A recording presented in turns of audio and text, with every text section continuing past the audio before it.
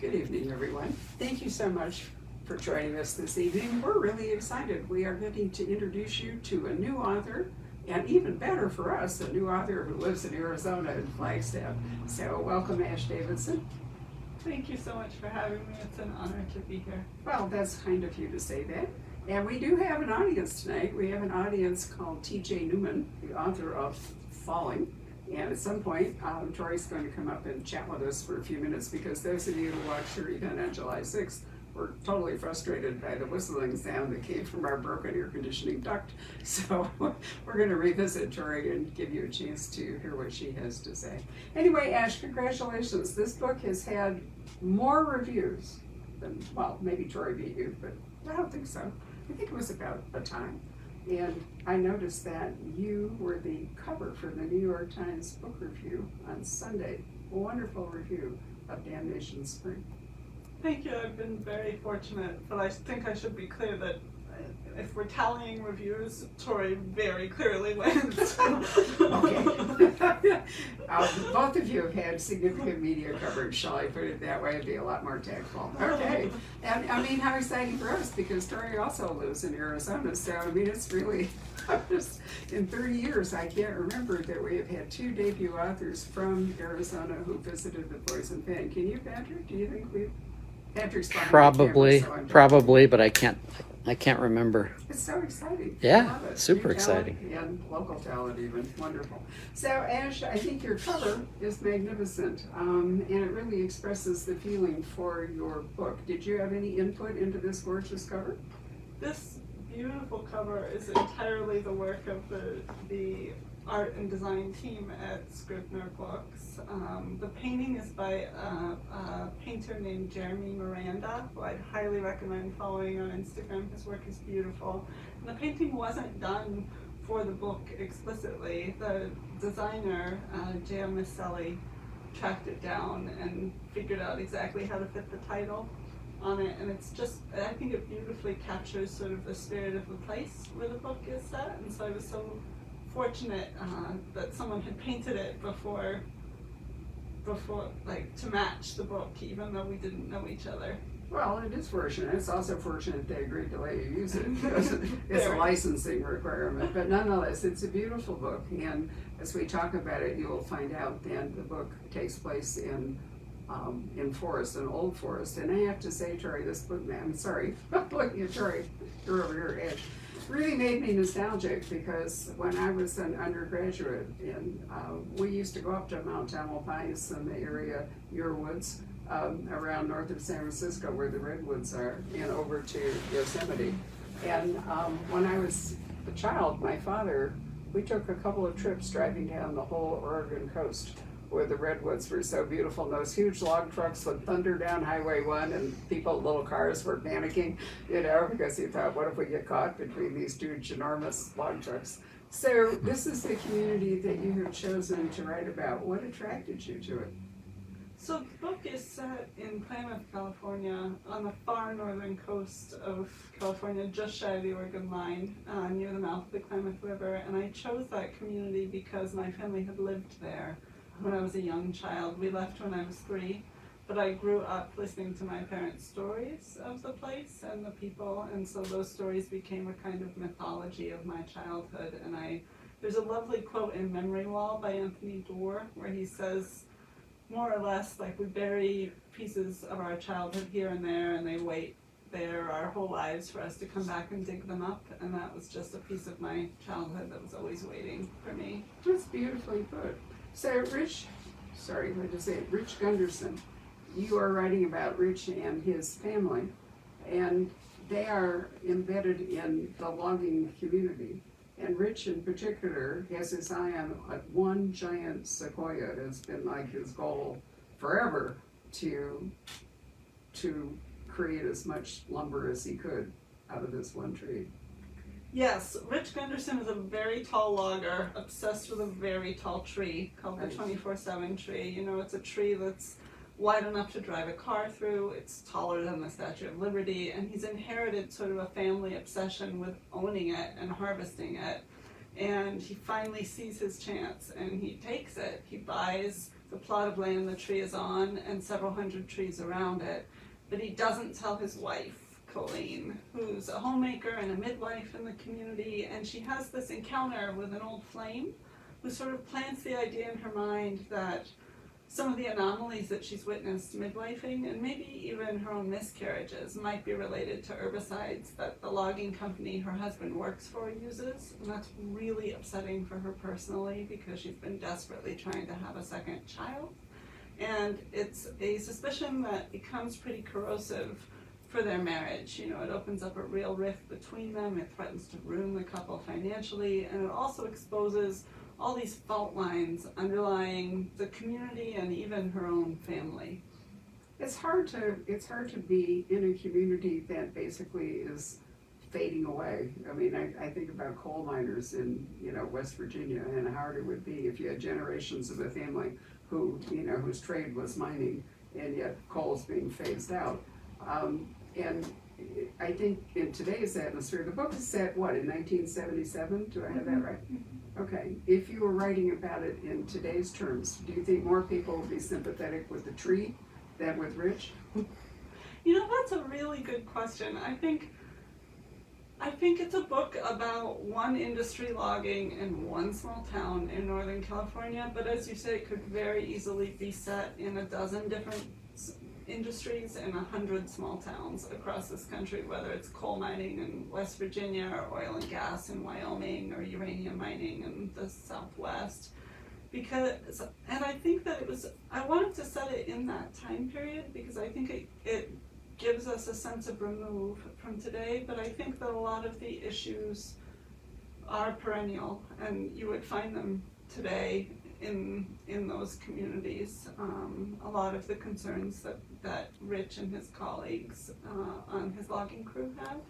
And I also think that I work for a conservation organization, so I'm the definition of what Rich would call a tree hugger. And I think that in the conservation community and also as a nation, we have sort of an unfortunate tendency to blame people who work in extractive industry as if you've somehow signed up for whatever, you know, health issues might come along with your profession, like you knew what you were getting into. And I think that is really dehumanizing for people who do that work. And I really wanted to spend some time thinking about how much pride there is in work, no matter what work you're doing, and also just the reality that the needs of the planet and the needs of the market are sometimes at odds, and it's easy to sit on your sofa and judge someone for cutting down a redwood tree, but you're perhaps living in a house made of wood and you have a deck made of redwood, and there's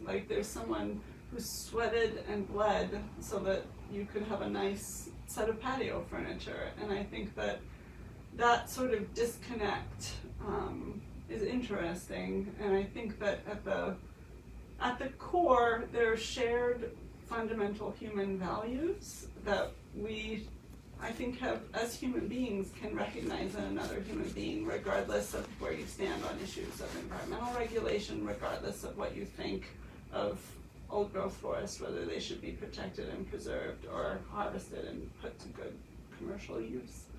Well, there's that environmental issue, but in a broader sense, I think we're talking today just as much as in 1977 at people who are in industries that are dying out. I mean, we've had many authors here talking about the newspaper industry, for example. I grew up in Chicago, and I remember the steel mills in Gary, Indiana, and how enormous they were, and and they died out. One of the things we've learned in the pandemic is that the global supply chain that many industries have relied on, where some of the extracted products or manufactured products are coming from a huge distance, are not reliable at this point. Do we really want our pharmaceuticals made in China? Remember the whole baby powder, the milk for babies, the contamination issue in China. So it isn't really just about nature and trees.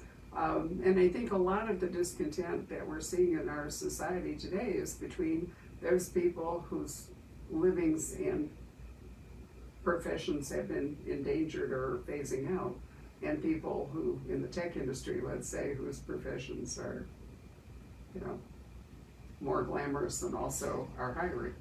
So, I mean, you're a writer, so, theoretically, you're not affected by all that, but if you go back and look at the life of writers and how they were paid, if you go back and look at, St. Paul's Churchyard, where,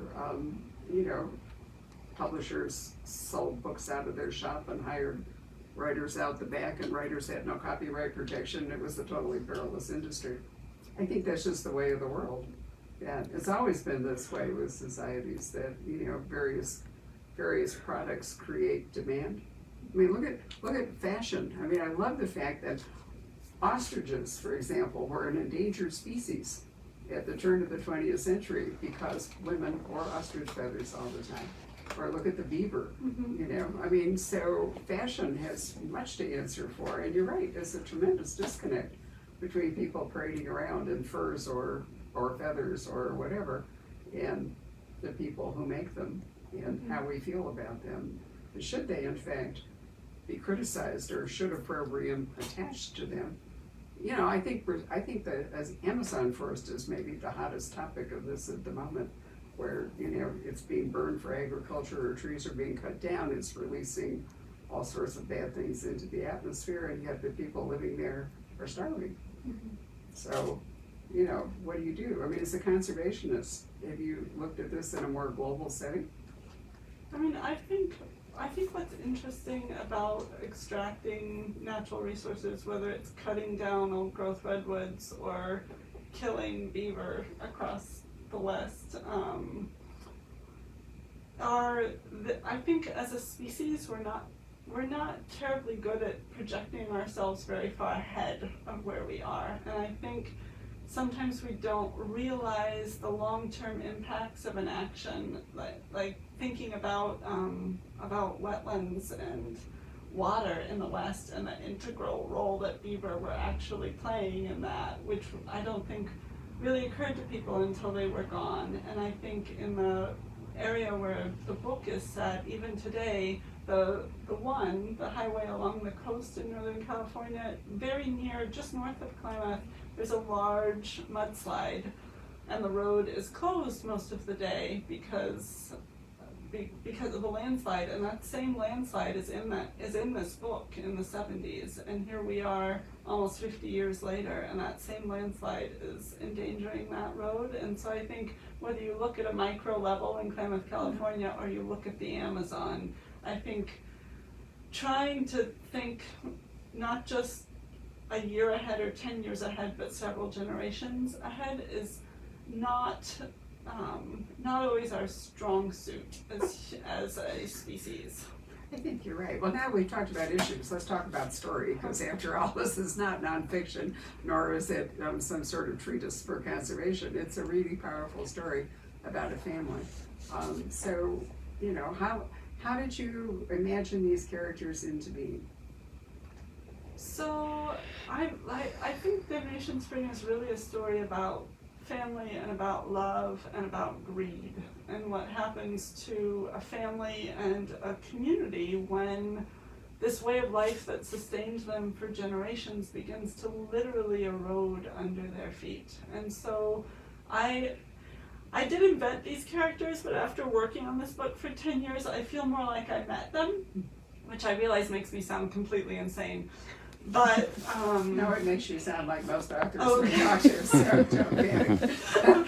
So I started with Rich Gunderson, who's in his early 50s when the book opens, and for 2 years it was just him in his voice, in a first-person voice. And he's an honorable man. He's very devoted to his family. He does the right thing even when no one else will. And he's also very quiet and reserved, which is challenging as a character because he won't always say what he thinks. And so you have to sort of derive it from his gesture, what he doesn't say, from his body language. And so after about 2 years, I added his wife, Colleen, who's significantly his junior, who can walk into many rooms that Rich just can't walk into, literally and figuratively. He can't walk into the kitchens of women in the community and sit down at the table and find out what's really on their minds and on their hearts. and he can't walk into a woman's bedroom when she's in labor and help her deliver a baby just because of the social constraints in that area at that time. And so I added Colleen, who is very devoted to her family, very devoted to her sister Enid, who has 6 children and is sort of like it's really a sister life of what Colleen would kind of like for herself, but it's a very chaotic version of the life Colleen has. Colleen is also very quiet, and so after several more years, I added their son Chubb, who's 5 when the book opens, and 5 is a great age. I'd been a nanny, so I had some experience with kids that age, and it was just such a joy and a relief in some ways to be in Chubb's company, because he's literally much lower to the ground than his parents, so he notices things in the natural world. And also I think that Chubb, like many children, is not always given the credit for being as perceptive as he is. And I think as adults will often say things in front of children thinking, oh, they won't understand that. And kids pick up on a lot more than we give them credit for. And even if they can't always parse exactly the meaning of what's being said, they can sort of they can tell the emotional temperature of the room, and they can reveal a lot. And so Chubb is, I think, a wonderful stand-in for the reader in many cases, because he can enter a room and be a set of eyes without judgment and without filtering, and he just sort of presents the information as a reader, and then as an adult reader you can sort of piece together the pieces that he knows that these fit, but he's not sure exactly what they mean. When you started out with Rich, did you write him in first person so that everything was filtered through him, or did you always write a third person looking at Rich? It was in the first person when I started. I thought it might be, right? My now agent, Chris Paris-Lam, when I first met him, I was several years into writing the book, and he said, I think you should really write in the third person. And I had been through sort of a prolonged sort of trough of doubt, and I was just sort of starting to rebuild my confidence in myself. So I said, don't tell me what to do.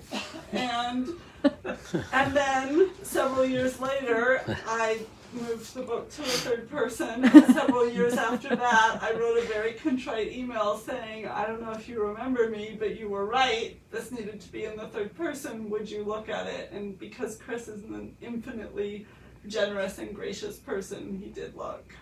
Well, that was very kind of him. I mean, it sounded from what you'd said that when you were just in Rich's company, you would have been writing it through his point of view for a first person. But then if he is quiet, you had a lot of challenges, one of which is that he's quiet and reserved. And then you brought in another person who was also quiet and reserved. And so, to do that, you had to move to third person. But then I think you're right about Chubb, is that he is the emotional, in many ways, the emotional heart of the story. I think he is. And I also added a few loudmouth side characters who I realized were much more fun to write, because they're much more vocal about what they think and a little bit more dramatic in their actions, and I think they add some color and some texture to the book. But I think you're right, that Chubb really is the emotional heart of a book that's very much about a family and the love inside that family. So those of you who are watching that think that books sort of spring like, Athena from the brow of Job or whatever, or that a book is always the book that it emerges from the beginning, it's interesting to hear Ash tell us how this book has evolved over time, both in characters and in... Was the story always roughly there? I mean, did you change the story dramatically, or did it change when you began to add new characters to it? What was your original focus for the book? So the book is set over the course of 1 year, from the summer of 1977 to the summer of 1978, and it's broken up by seasons. But the first draft that I wrote took place over 2 or 3 days. And so the plot of the novel changed a lot in the course of writing, and I worked on the book for 10 years. And I have a Word document it's broken up into several Word documents, but I have about 500,000 words that didn't make it in. And so I think I wrote a lot more than I needed, and then it gradually got winnowed down. And so I think that it did change quite a bit from the first draft, but I went through a number of drafts, not as many as Tori, but many. But many. I think there's a really decent chance that this book could win a Pulitzer. It's been discussed as a great American novel, and I think it does touch on issues that are often not dealt with in fiction, but can be maybe even better dealt with in fiction. Sometimes I think you can, use your voice and the voice of your characters to illustrate things that if you were trying to write it as a thesis or nonfiction wouldn't be nearly so engrossing. But, I think critics have said many of those things. I'm just parroting a lot of better reviewers than I am, but I think that, why do you think, that'd be a better question, why do you think that this book has had such an awesome reception? I've been very fortunate. Reviewers have been very generous to the book, and I don't know if I can answer that question. I think that the book started for me with a very personal question about wanting to know. My family, when we lived in Klamath, we relied on a creek behind the house for drinking water.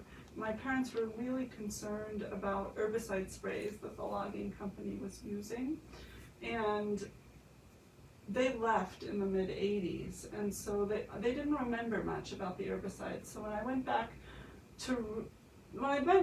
initially, I was really looking for a book about herbicide use in this area, and it didn't exist that I could find. And so I decided that I would write it. And perhaps because I'm a fiction writer, but I think also because I think something that I take from fiction as a reader and something that draws me to fiction as a writer is that fiction really demands a lot of empathy on the part of the person reading. And I think that good books challenge you as a reader to put yourself in someone else's shoes and experience their life. And I think that's why I was drawn to this subject matter in this place, because I didn't grow up here. We left when I was 3, but I feel in a sense that like all the places you live in your life, maybe there's some version of you that if you had stayed there, where would your life have gone, And so I think I was always curious about that, and this was an opportunity to go back and explore. And I very quickly realized when I went back on research trips that if I was going to write about a family deeply rooted in this community, the odds are that they would work in the logging industry, because that is what drove the economy in that part of the country. Well, you really answered my next question, which is why did you choose to write it as fiction rather than nonfiction? It's a beautiful answer. Wow. Right, Sarah Tori, why don't you come and join us? Because many of the things we've just talked about apply to you too. What do we want to do here? Move a chair? Sure. Make you move the furniture here? Sure. Why don't you sit where I am and I'll sit over here so you'll be closer to Ash. Sure, okay. All right? We're masked specifically to match your book. Right, so you can hold up your book there, take off your mask, there we go. Really thinking about what she said, Tori, so many of those things also apply to you. Because the journey to you to publish Falling for you was a long one. Why don't you, for those of you who didn't have a chance to hear our discussion in July for various reasons, why don't you tell us about your journey towards publication? Yeah, it was similar in a way. I was just sitting over there listening to Ash and just like mentally taking notes and being like, it's just so fascinating to see how similar journeys are and how different journeys are. And like you alluded to, I wrote over 30 different drafts of this book before it came to be what it is. I don't have a document with 500,000 words that are left behind. I think I deleted all the ones that were bad and just filled it up with new ones. But it was a long, winding process of trying to figure out how to tell the right stories with the right people. Like you were saying too, you write some things. I wrote it always in the point of view that I did, but it's a fascinating process to see. Like you said, books aren't just, I have an idea, I'll start on chapter 1 and just go straight through. It's a very non-linear process. So you could, you wrote out of your career as a Fine, thank you. I was going to say stewardess, and I thought, that's so dating me. Like, sounds like Pan Am or something. I've got to go flight attendant, right? So, the story you go, well, tell the story, because it's a wonderful story, how you started writing it. Yeah, I started, well, I had the idea for the book on the plane, sort of the elevator pitch, I guess, is that it's a story of Flight 416, a flight from Los Angeles to New York, and what the passengers don't know is that the family of their pilot, Captain Bill Hoffman, has been kidnapped. And he has been told that if he doesn't crash the plane, they will be killed. And so then it follows, the path of the crew and the passengers in the air and the family and the FBI on the ground in their, attempts to do the impossible. And I had the idea for the book at work on a red-eye. I was working a flight, and I was standing at the front of the cabin looking out at the passengers. It was red-eye, and they were asleep. And I had this passing thought that their lives and my life and all of our lives are in the hands of the pilots. And for the first time I thought, how vulnerable, that much power, that much responsibility, how vulnerable does that make the pilots? And I couldn't shake the thought. And so a few days later I was working a different trip with a different set of pilots, and I just said to the captain that I was flying with, what if, hey, what would you do if, your family was kidnapped and you were told that if you didn't crash the plane, they would be killed? What would you do? You got an instant answer. The instant answer was, there's your book. Like, there's a story there, because he didn't have an answer. And as soon as I realized there wasn't an answer to that question that you could just reference in the manual, I knew there was a story that I had to figure out and that I had to write. So, in your case, you were always going to have to write it in third person because you have multiple characters. Right. But did you feel, as Ash has so eloquently said, that this was a story you needed to tell as part of your own life? I mean, reliving some of your career? Yeah, I think so. It's in reading Damnation Springs, it's this immersive experience into a world that most of us don't have any exposure to. I personally, I don't live in that kind of community. I'm not a old growth, logger. It is a world that is completely foreign to me. So being with these characters in this world that is so rich and so detailed is just, a real glimpse into a life that I've had no exposure to and just know really nothing about. And it's fascinating.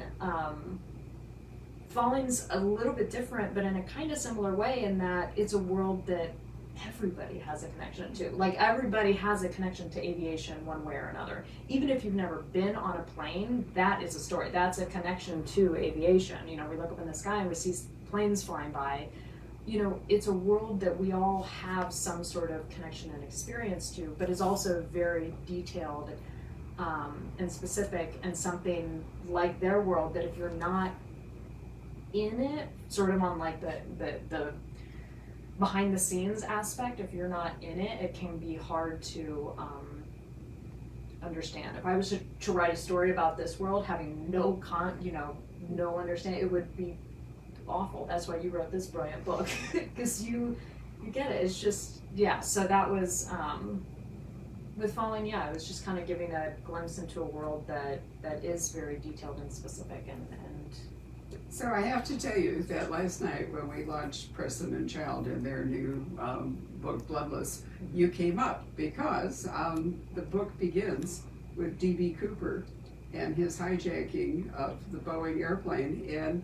And we talked about the fact, because it was 1971, which is the same time that Ash's book 77 for Ash, that anybody who was in an airplane being hijacked, as Doug said, thought that what they were going to get is like 2 days in Havana, a little sun, and then they'd all be flown home, and that the pilot and the people on the flight attendants and all were trained just like people work in banks, it's just the money. And, so let's be calm and let's, let the plane be hijacked. We'll pay the ransom. Everybody will have had just a little sun time and we'll go on. And then after 9/11, you could never think ever again about a plane being hijacked as they did in 1971. Yeah. And, it was sort of what I was talking to Ash about, that in 1977, cutting down a gorgeous sequoia wouldn't have been the same as if you were approaching it today, because our thinking has changed some, our resources now. So anyway, I thought you'd enjoy that, but it's really true that I think you probably couldn't have written this book in 1971. No, and when I was my mom was a flight attendant, and she flew for TWA way back when, and when I was doing research for this book and writing this book, I had her manuals out, her old manuals, her paper manuals, and it was on the chapter in how to handle a hijacking. It was fascinating to see the differences. Mm-hmm. And I allude to it briefly in following, but the protocol used to be just do whatever you got to do to get them to not do this. And the main tactic was empathy. So, you had pictures of your children or your pets or something in your badge so that you could start up a conversation with them and say, oh, this is my son, and he's this, and then there'll be the theory is that they'll be less likely to follow through with their plan, which is not what we're taught anymore. But it is fascinating to see, how things change. And it's so fascinating reading Damnation Spring, which I have to, full disclosure, I have not finished yet, because it is so no spoilers, it's a beast of a book, and I am luxuriating in it. It is like every time you pick it up and read it, you just get so fully immersed in this world. And I don't know, maybe it's being in Phoenix in the middle of the summer, I'm just like desperate for the wet forest that is being, it is absolutely delicious to live in that world. But it's a fascinating juxtaposition where it's set in 1977, right? Mm-hmm.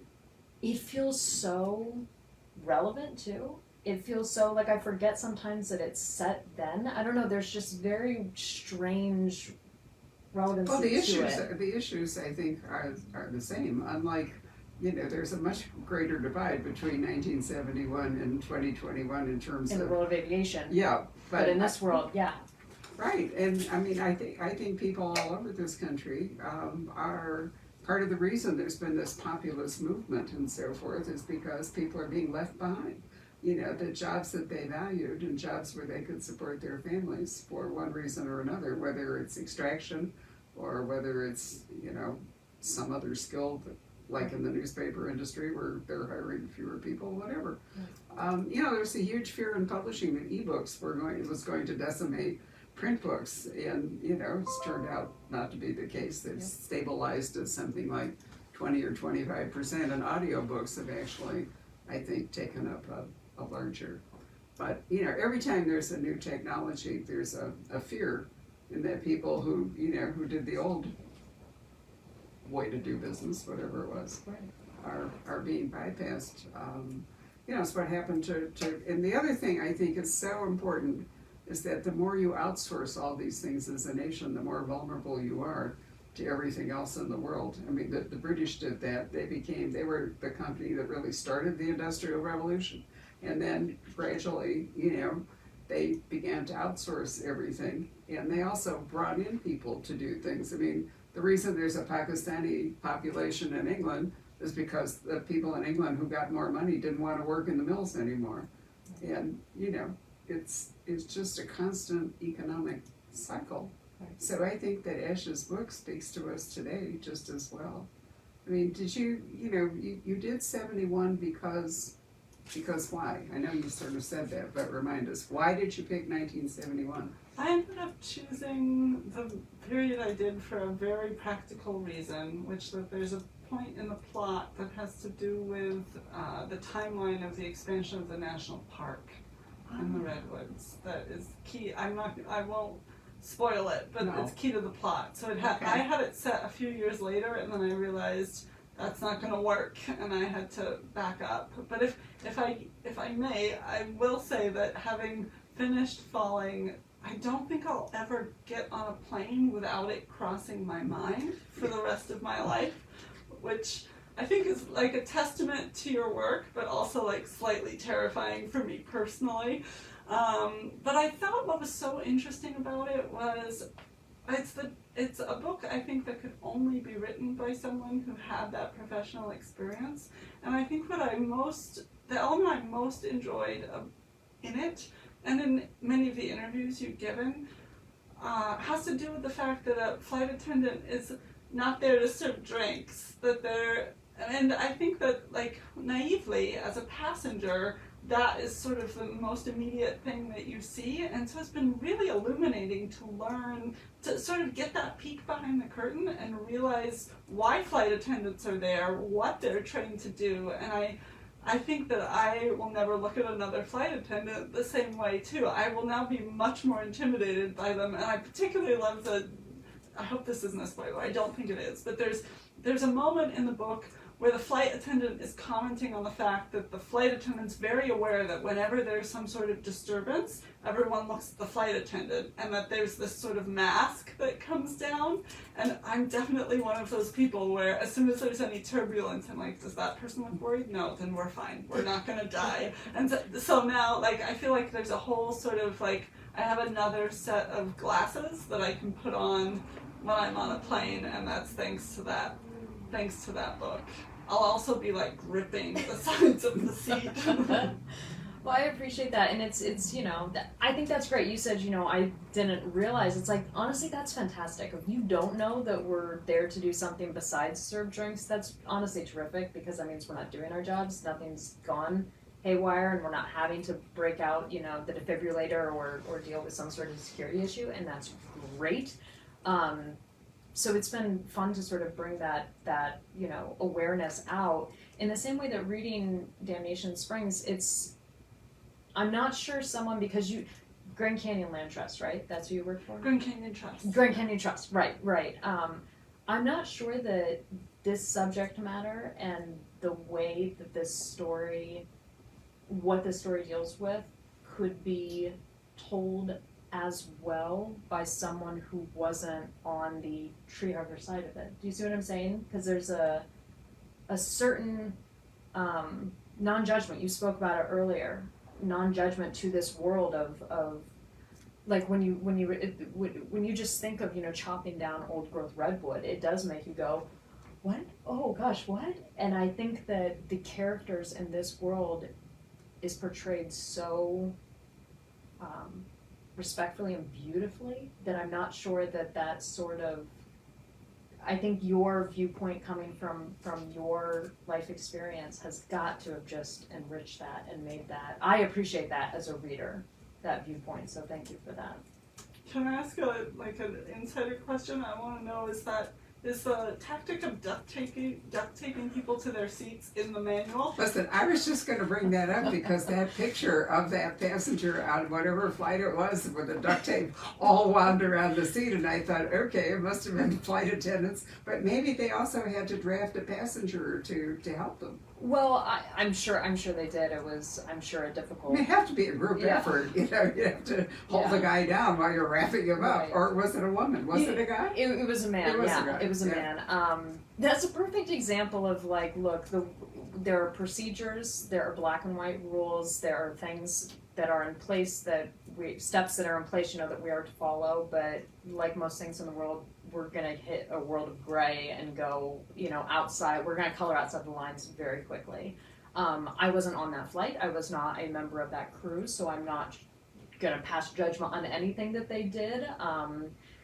We're definitely not taught that in training. We're actually taught the opposite of that, from the standpoint of that you're never supposed to, even if you do use the flex cuffs and you are restraining a passenger, you're never supposed to. The reason that if they do, you're not supposed to tie someone to something secured to the plane in case we do need to evacuate the aircraft, because then how can the guy that's duct taped to the seat evacuate an aircraft if he's duct taped to a seat? I think probably the feeling was nobody cared. I was just impressed at that quantity of duct tape. Yeah, was me too. applied. And that it was on the flight. And you had to ask yourself, was it a passenger who had duct tape in a briefcase, or is the plane now equipped with duct tape? But this brings me to a point I meant to bring out about Ash's book, is that how much you learned about being a midwife, because it's easy to think that all babies are born in hospitals, and we live in an urban area where probably the majority of babies are in fact born in hospitals or other medical facilities. But I thought, how did you learn so much about midwifery, Ash, to write your book? A lot of YouTube videos, Yeah. and a huge gratitude to people who have shared birthing videos, and especially with commentary. And I'm not terribly strong-stomached, and so there were certainly, I would start out sitting at the desk watching, and then I would sort of sit down on the floor, and then I would lie down on the floor. And so it was a very similar method to, like, I've never butchered a deer, and there's a hunting scene in the book where Rich and his brother-in-law harvest a deer, and that was another instance where I owe a great debt to YouTube. I'm sort of on the fence of whether I want, I was really curious about the sensory details that you can't get in video, like smell and texture, and so those I relied on reading and interviewing people who'd had those experiences. And so I don't know that I really want a feature on YouTube where you can turn the scent on, but I was curious about that, and I definitely ended up at the end of the deer butchering video adventure, lying on the floor in the bedroom, looking through my eyes like this to my fingers, because I was just. But it was very helpful to actually see it, and I think we're so fortunate to be writing in this time when you have access to so many people who often just out of altruism have shared this experience and will explain to you in a very detailed way everything from how to deliver a baby or butcher a deer to how to fix your garage door opener. And I'm as a human being and as a writer, I'm very grateful for sort of the altruism of the YouTube community. I wondered if you had watched Call the Midwife, because virtually everything I know about midwifery I have gained from watching 3 seasons of Call the Midwife.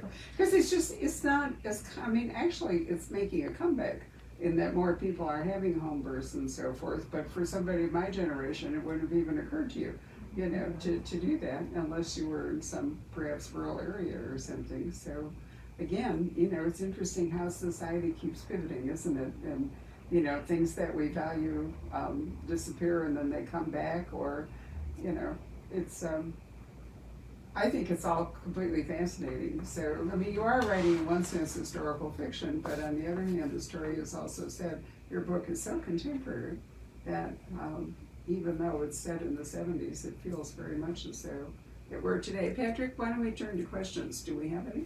Don't really have any questions. We've surprisingly, our incredible erudition and Elan, huh? Right. The obvious questions for both of you is what are you working on now? How do you? You first. Well, it was a nice break in writing to come do this tonight, so that was really nice.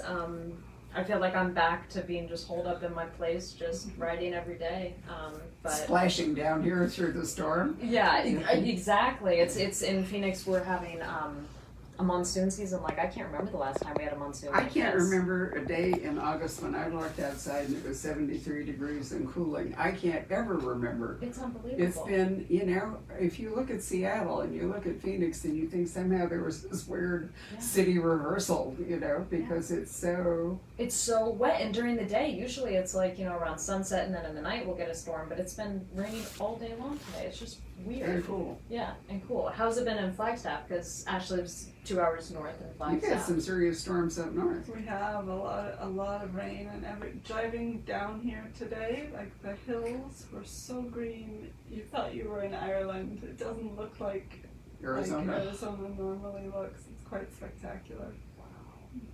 Well, the climate is so different. For those who don't know Arizona, Flagstaff is several thousand feet higher. What is it, 7? About 7,000. So it's like Santa Fe, but it's up above the Mogollon Rim, and very, very different in the geology and in the climate and so forth than Phoenix. So, and it's only a 2-hour drive. It's not even that. So it's interesting how you can travel, you know, in a short time. You can travel through such a different world. But anyway, Yeah. back to what you were writing. But I am writing, and that's all I'm going to say about that. I am writing. Okay. I found that for me at least, it's like I don't like to, and I definitely did this with Falling, and that I didn't tell people what I was writing, because as soon as you tell people what you're writing, then their reaction and their opinions and their ideas about it just start going on to it, so I like to keep it very, very tight-lipped when I'm Okay. working on something. So That seems to be like the common and smart strategy among writers, and I think because I'm such a novice, for some reason, I'm not shy about saying what I'm working on, which I feel like someone should come back and remind me, you should not have done that. But I feel like I'm such a slow writer, it's going to be 8 or 9 years before it's out anyway, and by then everyone will have forgotten, so it doesn't matter. So I'm working on a novel that's set in a family that works in wildland firefighting. So it's a book about fire and about forests, but in a very different way than this book. And it's set largely in pine forests rather than the redwoods of Damnation Spring. So even though writing is a very indoor activity for me, if I'm writing about being outside in nature, I feel like I'm outside for those 3 hours that I get up and write before work every day. So Well, I'm writing a book about fire. A very, pardon the pun, hot topic, and one that you can research. You can research it virtually every day. The way this year has gone, it's been so strange. Well, for those of you watching and those of you who may watch, and please refer friends who might have not been able to join us right tonight to either the podcast or the video of this. How spectacular this is that we have 2 new writers, 2 debut books, 2 Arizona authors, and we didn't mention from the same publisher. I mean, it's really been an astonishing thing to have you both here, and in the same summer, even better. So all kinds of firsts here tonight. Very exciting for us. Thank you both very much for coming and joining us. Thank you. I didn't mention also that Ash's book is our notable new fiction book of the month for August. Tori was our first mystery book of the month for July. So we stamped a little imprimatur from the Poison Pen on their, for what that's worth, on their books. Anyway, thanks so much, everybody. Good night. Good night, ladies.